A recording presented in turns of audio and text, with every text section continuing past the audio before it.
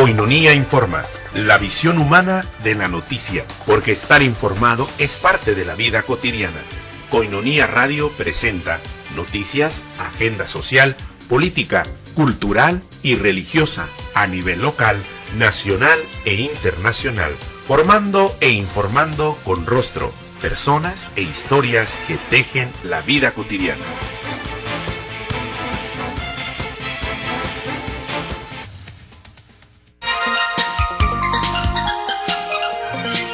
Estos son los titulares de hoy, 4 de enero del año 2015. El Papa Francisco en la catequesis de hoy miércoles a los papás, los padres controladores anulan a los hijos. El Papa Bergoglio, al retomar su catequesis sobre la figura del padre en familia, dijo que tienen que ser presentes pero no controladores. Un buen padre no da bofetadas en la cara. El Papa Bergoglio reconoce oficialmente que Monseñor Óscar Romero es un mártir que fue acusado y perseguido por odio a la fe. Antiguo secretario de Monseñor Óscar Romero lo recuerda en el Vaticano. Ante la prensa internacional, la Santa Sede presenta los estudios y biógrafos de las últimas horas de Monseñor Romero. La Agencia Católica de Noticias Ron Reports hace un especial sobre lugares y objetos de Monseñor Óscar Romero, asesinado en 1980. Papa Francisco condena el conflicto en Ucrania. Es un escándalo, una guerra entre cristianos. Al terminar la audiencia general, el Papa Francisco condenó de nuevo la violencia de Ucrania y advirtió que el conflicto empeorará si no hay una fuerte llamada a la paz. El Vaticano sobre la trata de personas: hay que pasar de la solidaridad a la acción.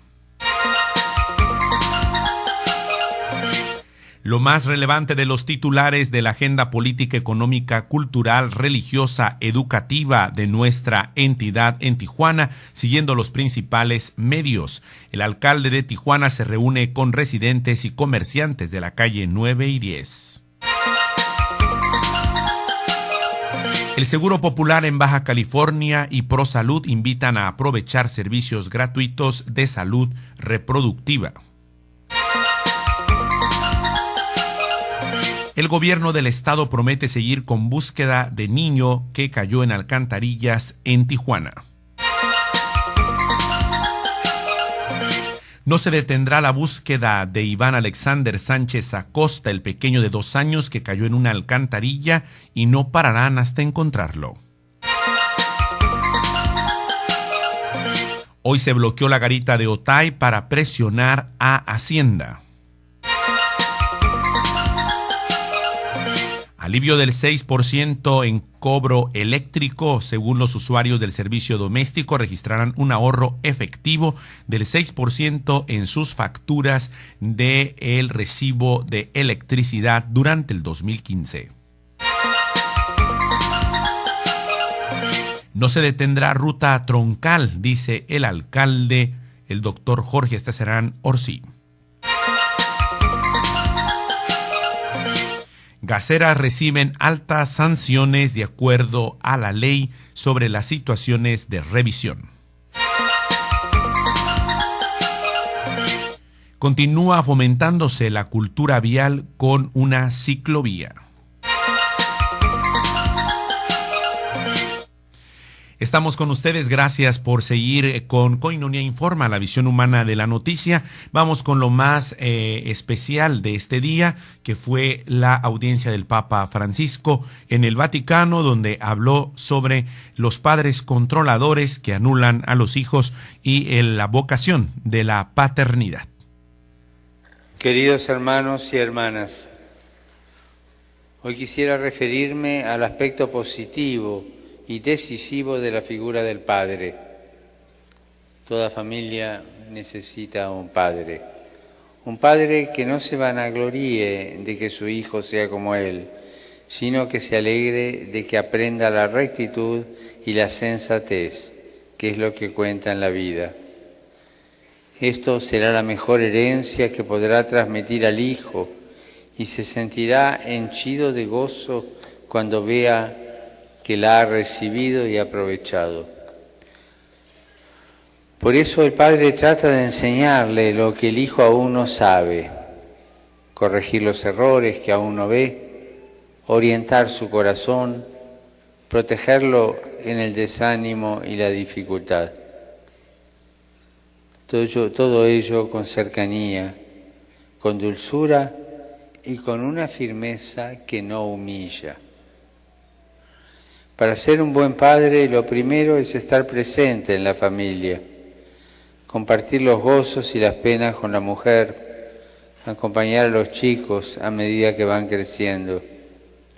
La parábola evangélica del hijo pródigo nos muestra al padre que espera a la puerta de casa el retorno del hijo que se equivocó. Sabe esperar, sabe perdonar, sabe corregir. También hoy los hijos, al volver a casa con sus fracasos, necesitan a un padre que los espere, los proteja, los anime y les enseñe cómo seguir por el buen camino. A veces tiene que castigarlo, pero nunca le da una bofetada en la cara. Muchas veces no admitirán los fracasos los hijos, pero necesitan del padre. Como todos necesitamos acudir al único Padre bueno, como dice el Evangelio, el Padre nuestro que está en los cielos. Saludo con afecto a los peregrinos de lengua española, en particular a los venidos de España, Argentina, México y otros países latinoamericanos. Pidamos al Señor que nunca falte en las familias la presencia de un buen Padre, que sea mediador y custodio de la fe en la bondad, en la justicia y la protección de Dios, como lo fue San José. Muchas gracias.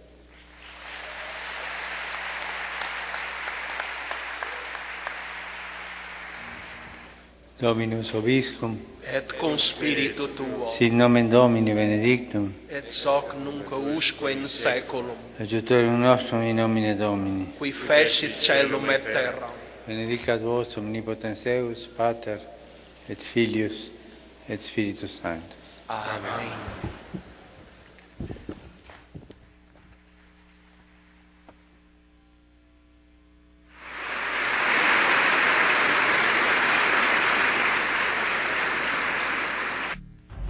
A este propósito, el Papa Francisco continuó hablando sobre la catequesis de este día, de la situación de los padres de familia, la figura del padre. Dijo que tienen que ser presente, pero no controlador, que en ocasiones tiene que aprender a tener paciencia y un padre no da bofetadas en la cara.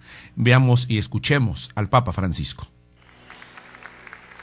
Tal y como prometió, el Papa retomó la catequesis sobre la figura del padre en la familia. Dijo que toda familia necesita un padre y que su rol es insustituible. Toda familia necesita un padre que no se vanagloríe de que su hijo sea como él, sino que se alegre de que aprenda la rectitud y la sensatez, que es lo que cuenta en la vida. Francisco subrayó que para ser un buen padre hay que dedicar tiempo a la mujer y a los hijos. Estar presentes, dijo, que no es lo mismo que ser controladores. Dire presente non è lo stesso di dire controllatore, perché i padri troppo controllatori annullano i figli, non li lasciano crescere.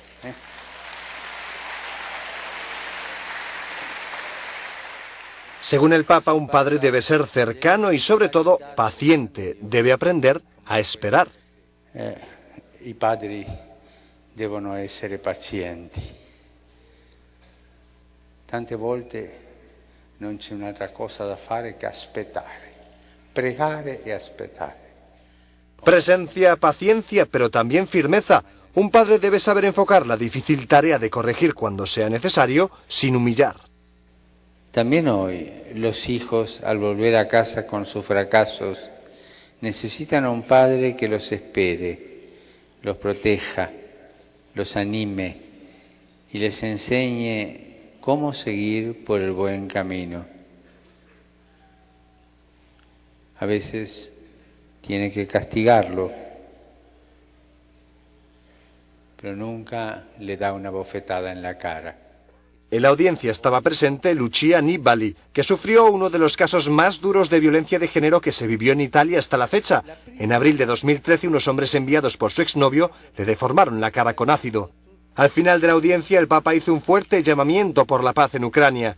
Pidió que se rece por las víctimas y señaló preocupado que este conflicto es un escándalo, porque las dos partes enfrentadas son cristianas.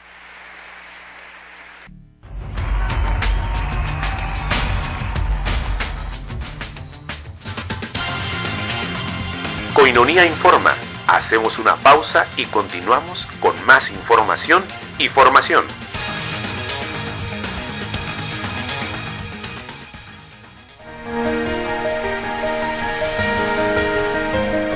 Soy Rafael Romo Muñoz, tu arzobispo de esta Iglesia Católica de Tijuana. Te acompañamos siempre en toda tu jornada.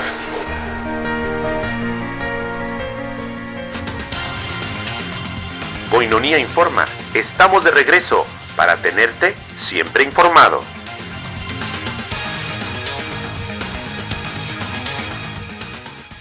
Continuamos con más, estamos acompañándolos en Koinonia Informa, la visión humana de la noticia, llevándole lo más relevante de la información, de la formación con rostros, historias y personas. Gracias también a la Agencia Católica Ron Reports que hace y nos facilita el material con el cual damos los derechos de autoría y siempre los citamos aquí en Koinonia Radio.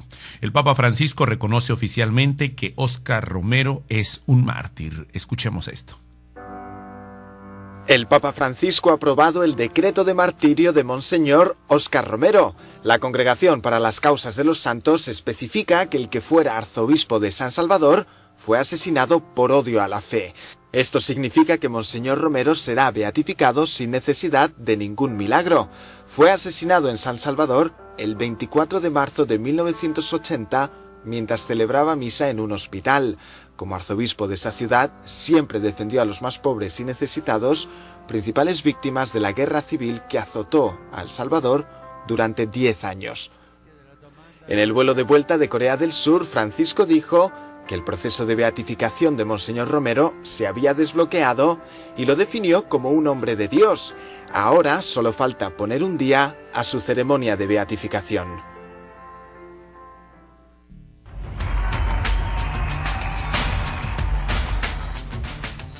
El antiguo secretario de Monseñor Óscar Romero lo recuerda en el Vaticano. El día de hoy también fue presentada una rueda de prensa, pero escuchemos a un testimonio en primera línea que fue su secretario particular. El Papa Francisco reconoció que Monseñor Óscar Romero murió mártir por odio a la fe. Significa que no necesita milagro para que sea proclamado beato. El Vaticano explicó que aún no hay fecha para la ceremonia, pero aseguró que será antes de que acabe el año. Monseñor Vincenzo Paglia, postulador de la causa, habló sobre la personalidad de Óscar Romero. Estaba con los más pobres, y estar con los más pobres en aquel tiempo era la manera más eficaz de estar de parte del propio país. Sus ideas eran claras y le costaron la vida. Incluso después de su asesinato, muchos seguían diciendo que su mensaje era demasiado político, próximo a la teología de la liberación. Su causa de beatificación estuvo bloqueada durante años. Era lo más común que se decía de quienes estaban cerca de los más débiles y de los pobres. Monseñor Óscar Romero fue asesinado el 24 de marzo de 1980 mientras presidía una misa. El Salvador estaba inmerso en una guerra civil que se cobró la vida de 70.000 personas. Óscar Romero había pedido el fin del enfrentamiento. Pronto se convirtió en un objetivo para ambos bandos. Monseñor Jesús Delgado es una de las personas que mejor le conoció. Fue su secretario.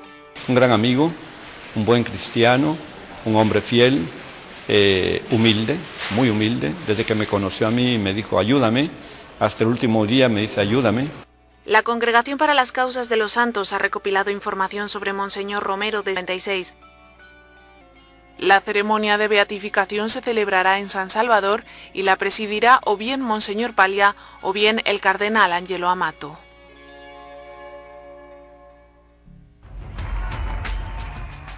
A través de la agencia católica Ron Reports hacemos partícipes a ustedes, a nuestro auditorio en la 800 AM, Koinonia Radio, y a cada uno de ustedes de lo más relevante de la formación y la información aquí, con rostros, historias y personas. Y bueno, las últimas horas de Monseñor Romero también son fundamentales en un acontecimiento que hoy está en las páginas internacionales. Lugares y objetos de Monseñor Romero también hoy están presentes en este contexto de una de las beatificaciones más esperadas en este 2015. Precisamente ese día de su muerte, el 24 de marzo de 1980, tuvimos una reunión de estas. Pasé a recogerle por la mañana, fuimos hasta la playa. Una anécdota un poco interesante es que nos habían dado la tarjeta para poder usar la casa, pero el guardián de la casa no estaba y no teníamos llaves para entrar. Entonces tuvimos que escalar la barda que separaba el jardín de la casa de la playa y ya pudimos disfrutar del jardín, no de la casa porque estaba cerrada. Hasta la tarde llegó el guardián. Pero fue entonces una reunión muy extraordinariamente amable. Y además, incluso con estas características de sencillez y hasta de pobreza, podemos decir así, porque estuvimos sentados en el suelo, a la sombra de unas palmeras, estudiando un documento que él había llevado y después almorzando. El grupo era pequeño porque lo habíamos aplazado a petición de él el día de la reunión, pero de todas maneras los temas fueron muy sacerdotales. Hubo un ambiente de fraternidad muy agradable, de espiritualidad. Y yo pienso que el Señor permitió que ese fuese una preparación para el momento culminante de su muerte. Regresamos como a las 3:30, él nos advirtió que tenía una misa esa tarde y que convenía regresar temprano. Estuvimos platicando en el carro también de los asuntos que habíamos tratado en la convivencia y le dejé en el hospitalito. Al poco tiempo, entonces me llamaron por teléfono avisándome que había sido asesinado y fui a la policlínica para administrar de los santos óleos, pero ya le habían dado unción de enfermos.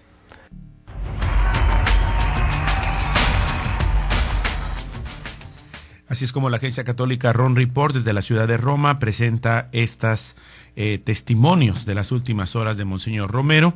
Lugares y objetos no son la excepción y hasta ahí llegó la agencia católica Ron Reports y aquí a través de la 800 AM Koinonia Radio la hacemos partícipe de lo que fue los pasos de la vida de Monseñor Romero. Estamos en El Salvador. Aquí en esta pequeña casa vivía el arzobispo Óscar Romero. Está en su dormitorio, su estudio, y aquí estamos en el patio de su casa. Las cosas están tal y como él las dejó. Un calendario recuerda el día y la hora de su asesinato. Pasó sus últimas horas con Fernando Sáenz Lacalle, su segundo sucesor, y con otros sacerdotes del Opus Dei. Pero fue entonces una reunión muy extraordinariamente amable y además incluso con estas características de sencillez y hasta de pobreza, podemos decir así, porque estuvimos sentados en el suelo a la sombra de unas palmeras estudiando un documento que él había llevado y después almorzando. Regresamos como a las 3:30, él nos advirtió que tenía una misa esa tarde y que convenía regresar temprano. La misa era en este lugar, la capilla del Hospital de la Divina Providencia, en El Salvador. En este armario se custodia la ropa que llevaba en esos trágicos minutos. Esta religiosa explica a los jóvenes lo que aquí mismo ocurrió. Monseñor pues estaba en este ambón en ese día que terminó su homilía, entonces de inmediato al terminar el de hablar pasó hacia al altar a extender el corporal para hacer el sacrificio. Cuando en ese momento no se escuchó ni ruido de vehículo, solo se entró el vehículo. Algunas versiones dicen que el asesino salió y que disparó de no sé qué lado. Era el año 1980. En El Salvador varios mandos militares habían emprendido una feroz represión contra la izquierda para acabar con la guerrilla. Murieron asesinados sindicalistas, políticos e incluso sacerdotes y monjas. Esta homilía del día antes de morir fue la gota que colmó el vaso. Sus enemigos decidieron asesinarle. Yo quisiera hacer un llamamiento de manera especial a los hombres del ejército. Hermanos, son de nuestro mismo pueblo, matan a sus mismos hermanos campesinos y ante una orden de matar que dé un hombre, debe de prevalecer la ley de Dios que dice no matar. Juan Pablo II visitó su tumba en la Catedral de San Salvador. Benedicto XVI lo definió un testigo de la fe. Y ahora el Papa Francisco lo declara mártir porque fue asesinado por odio contra la fe. El Papa enviará un representante a El Salvador para la ceremonia de beatificación y sueña con ser él mismo quien dentro de pocos años celebre también su canonización.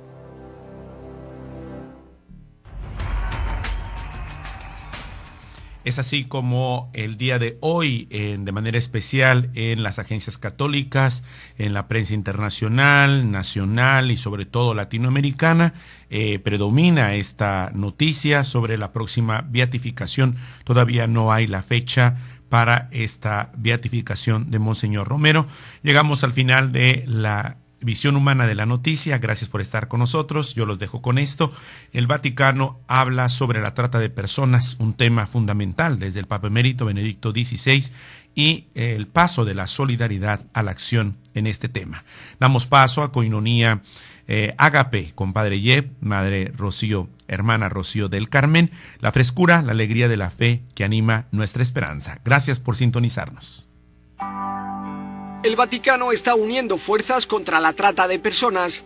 Desde hace años muchas monjas ayudan activamente a mujeres forzadas a la prostitución y a víctimas de la trata de personas. Prestamos servicios como escuchar a las víctimas, asistencia psicológica y asesoría legal. También colaboramos con organizaciones locales y nacionales de ayuda a las víctimas. Con esta rueda de prensa, el Vaticano ha lanzado una jornada internacional contra la trata de personas. Se celebrará este domingo 8 de febrero. El Vaticano pide a los cristianos que ese día recen, pero también que pasen de la solidaridad a la acción. Es un problema real. Para nosotros es crucial buscar modos y lugares para sensibilizar y conseguir que la gente conozca más la cuestión. Muchos piensan que es un problema local con ramificaciones globales. Olvidan que la raíz del problema son los clientes. La hermana Valeria Gandini lamentó que a menudo personas normales financien directa o indirectamente estas actividades. Es el efecto dominó. ¿Qué nos dicen estas mujeres, estas chicas que deben mostrarse casi desnudas por la calle? ¿Qué nombre podemos dar a sus clientes, que son nuestros abuelos, maridos, novios, hijos y hermanos? Para preparar la jornada el viernes 6 de febrero a las 8:30, el Vaticano ha convocado una vigilia en Roma en la Basílica dei Santi Apostoli, un modo de mostrar apoyo a las víctimas y crear conciencia de esta tragedia global.